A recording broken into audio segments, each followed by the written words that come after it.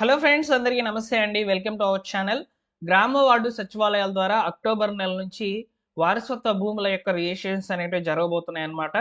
So ఇక్కడ కేవలము 100 నుంచి 1000 రూపాయల మధ్యలో అయితే ఫీజు అనేది వసూలు చేసుకొని మీ యొక్క వారసత్వ భూముల యొక్క రిజిస్ట్రేషన్స్ అనేవి జరుగుతాయన్నమాట. ముఖ్యంగా కుటుంబంలో ఎవరైనా తల్లిదండ్రుల పేరు మీద ఉన్నటువంటి ఆస్తులు, తాతగారుల పేరు మీద ఉన్నటువంటి ఆస్తులను ఇప్పుడు వారసత్వంగా మీరు మీ పేర్ల మీదకి మార్చుకోవాలనుకుంటే సులభతరం చేస్తూ గ్రామ వార్డు సచివాలయాల్లోనే రిజిస్ట్రేషన్స్ అనేవి జరగబోతున్నాయి. అది కూడా సబ్ రిజిస్ట్రార్ కార్యాలయం యొక్క ఆధ్వర్యం ద్వారానే ఈ యొక్క రిజిస్ట్రేషన్స్ అనేవి జరుగుతున్నాయి అన్నమాట. దీనికి సంబంధించిన వివరాలు అయితే క్లియర్గా చెప్తాను. ఏ డాక్యుమెంట్స్ మీ దగ్గర ఉంటే రిజిస్ట్రేషన్స్ అనేవి జరుగుతాయి, గ్రామ వార్డు సచివాలయాల్లో ఏ అధికారిని కలవాలి, అదేవిధంగా ఈ విధంగా రిజిస్ట్రేషన్ చేసుకోవడం ద్వారా మీకు వచ్చేటువంటి బెనిఫిట్స్ ఏంటి, ఇలాంటి వివరాలన్నీ కూడా ఈ వీడియోలో క్లియర్గా అయితే డిస్కస్ చేస్తాను.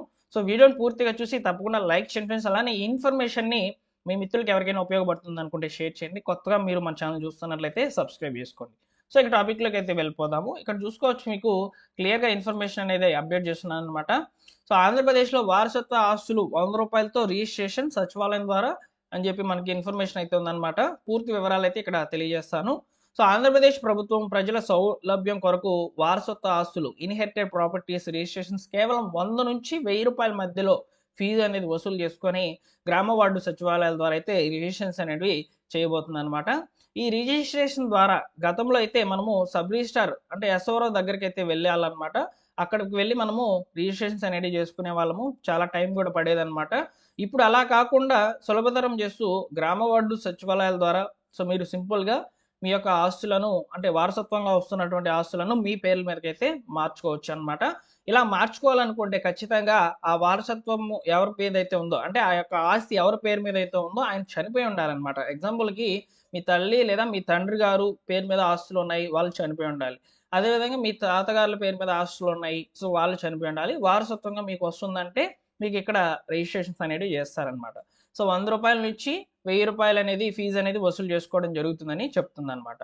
ఇక్కడ ముఖ్యంగా ఎవరు అర్హులు అంటే మరణించిన వ్యక్తి యొక్క చట్టబద్ధ వారసులు, భార్య, భర్త, పిల్లలు, తల్లిదండ్రులు అని చెప్పి ఇక్కడ మనకు సింపుల్గా చెప్పారనమాట. ఎగ్జాంపుల్కి మీ తాతగారు ఉన్నారు, మీ తాతగారు చనిపోయినప్పుడు దానికి వారసత్వంగా మీ తండ్రికి లేకపోతే మీకు అంటే మనోడికి ఇట్లా రావచ్చు అనమాట. కాబట్టి వారసత్వంగా మీ ఆస్తులను మీ పేర్ల మీద మార్చుకోవాలనుకుంటే ఎంఆర్ఓ ఆఫీస్కి కూడా వెళ్ళాల్సిన అవసరం లేకుండా సులభతరం చేస్తూ గ్రామ వార్డు సచివాలయాల ద్వారానే మీరు సింపుల్గా రిజిస్ట్రేషన్ అనేది చేసుకోవచ్చు. కాకపోతే ఇక్కడ ఖచ్చితంగా వారసులందరి యొక్క ఏకాభిప్రాయం ఖచ్చితంగా ఉండాలన్నమాట. లేదా మీరు మీ యొక్క ఆస్తిని భాగాలుగా విభజించుకొని ఎవరికి ఎంత ఆస్తి రావాలనేది కూడా ఒక ఏకాభిప్రాయం మీదకి వస్తే ఆ ఆస్తి యొక్క విలువను బట్టి మీకు రిజిస్ట్రేషన్ అనేది జరుగుతాయన్నమాట. అయితే రిజిస్ట్రేషన్ చేసుకోవాలనుకుంటే ఖచ్చితంగా మీ దగ్గర ఉండాల్సినటువంటి డాక్యుమెంట్స్ ఏంటంటే మరణ ధృవీకరణ పత్రం అనేది ఖచ్చితంగా ఉండాలండి. ఈ మరణ ధృవీకరణ పత్రం ఎవరిదంటే ఆ ఆస్తి ఎవరి పేరు మీద అయితే ఉందో ఆయన చనిపోయి ఉంటేనే కదా మనకు వారసత్వ రిజిస్ట్రేషన్స్ అనేవి జరుగుతున్నాయి. ఆ యొక్క మరణించిన వ్యక్తి అంటే ఆస్తి యొక్క యజమాని యొక్క డెత్ సర్టిఫికేట్ కంపల్సరీగా ఉండాలన్నమాట. అలానే కుటుంబ సభ్యుల ధృవీకరణ పత్రం అంటే ఫ్యామిలీ మెంబర్ సర్టిఫికేట్, అంటే ఆ మరణించిన వ్యక్తికి మేము వారసులము అనే దాని కొరకు ఈ ఫ్యామిలీ మెంబర్ సర్టిఫికేట్ అనేది కంపల్సరీగా అవసరం అవుతుంది.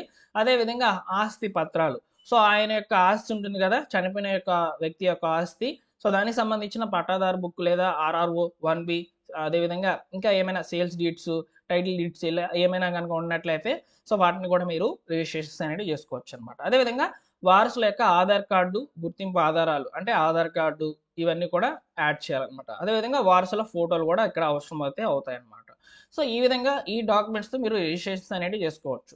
ఇకపోతే రిజిస్ట్రేషన్ ప్రక్రియ ఏ విధంగా జరుగుతుందంటే ముందుగా మీరు గ్రామ వార్డు సచివాలయంకి అయితే వెళ్ళాలి. సంబంధిత విఆర్ఓ లేదా డిజిటల్ అసిస్టెంట్ వద్ద అప్లికేషన్ అనేది సబ్మిట్ చేయాలండి. అప్లికేషన్ కూడా ఉంటుందన్నమాట దీనికి సంబంధించి. అవసరమైన డాక్యుమెంట్లు జతపరచాలి. ఇప్పుడు నేను చెప్పాను కదా, పైన ఈ డాక్యుమెంట్స్, ఈ డాక్యుమెంట్స్ అనేటివి మీరు యాడ్ చేయాల్సి అయితే ఉంటుందన్నమాట. ఇక్కడ చూడండి, ఆస్తి విలువ అనేది 10 లక్షల రూపాయల లోపల కనుక ఉన్నట్లయితే మీకు ఫీజు వచ్చేసి 100 రూపాయలు ఉంటుంది. 10 లక్షలకు పైన మీ యొక్క ఆస్తి విలువ కనుక ఉన్నట్లయితే మీకు 1000 రూపాయల ఫీజు అనేది ఉంటుందన్నమాట. ఇది మీరు గ్రామ వార్డు సచివాలయంలోనే చెల్లించాలి. ధృవీకరణ పూర్తి అయ్యాక పేరు వారసునిగా నమోదైతే అవుతుందన్నమాట. వెంటనే మ్యూటేషన్ ఈ పాస్బుక్లో కూడా మార్పు అయితే జరుగుతుందని చెప్తున్నారు. చాలా సులభతరంగా మీరు మ్యూటేషన్ అనేది ఆటోమేటిక్గా చేయించుకోవచ్చు. మీకు వీలైతే పట్టా కూడా వచ్చే అవకాశం అయితే ఉంటుందని ఇక్కడ క్లియర్గా అయితే తెలుస్తుంది. సో ఈ యొక్క రిజిస్ట్రేషన్ సంబంధించి ఆల్రెడీ డిజిటల్ అసిస్టెంట్ గారికి కూడా ట్రైనింగ్ ప్రోగ్రామ్స్ కూడా జరుగుతున్నాయి అన్నమాట ప్రజెంట్. సో ఈ ట్రైనింగ్ ప్రోగ్రామ్స్ కంప్లీట్ అయిన తర్వాత అక్టోబర్ నుంచి అయితే ఈ యొక్క రిజిస్ట్రేషన్ యొక్క ప్రక్రియలను అందుబాటులోకి తీసుకురాబోతుంది ఎన్డీఏ కూటమి ప్రభుత్వము. సో ఈ విధంగా అయితే ఉన్నాయండి. అలానే ఫీజుల గురించి ఒకసారి మళ్ళీ చెప్తాను. సో 10 లక్షల రూపాయల లోపు ఆస్తి కనుక ఉండినట్లయితే మీకు 100 రూపాయలు అయితే ఫీజు అనేది తీసుకుంటారు. 10 లక్షలకు పైగా ఆస్తి కనుక ఉన్నట్లయితే మీకు 1000 రూపాయల ఫీజు అనేది ఉంటుందన్నమాట. ఇకపోతే ఈ పథకానికి సంబంధించిన ప్రయోజనాలు చూసుకున్నట్లయితే సొంత ఊర్లోనే మీరు రిజిస్ట్రేషన్స్ అనేవి చేసుకోవచ్చు. తక్కువ ఖర్చుతో చట్టబద్ధ రిజిస్ట్రేషన్స్ అనేవి జరుగుతున్నాయి. సో భవిష్యత్తులో ఆస్తి అమ్మకాలు, రుణాలు లేదా ఇతర లీగల్ పనుల్లో ఉపయోగపడుతుందన్నమాట ఈ రిజిస్ట్రేషన్ ప్రక్రియ అనేవి. సో గ్రామ సచివాలయం స్థాయిలో పారదర్శకత అనేది పెరుగుతుందని చెప్పి క్లియర్గా ఇక్కడ ప్రయోజనాలకు సంబంధించిన ఇన్ఫర్మేషన్ కూడా ఉందన్నమాట.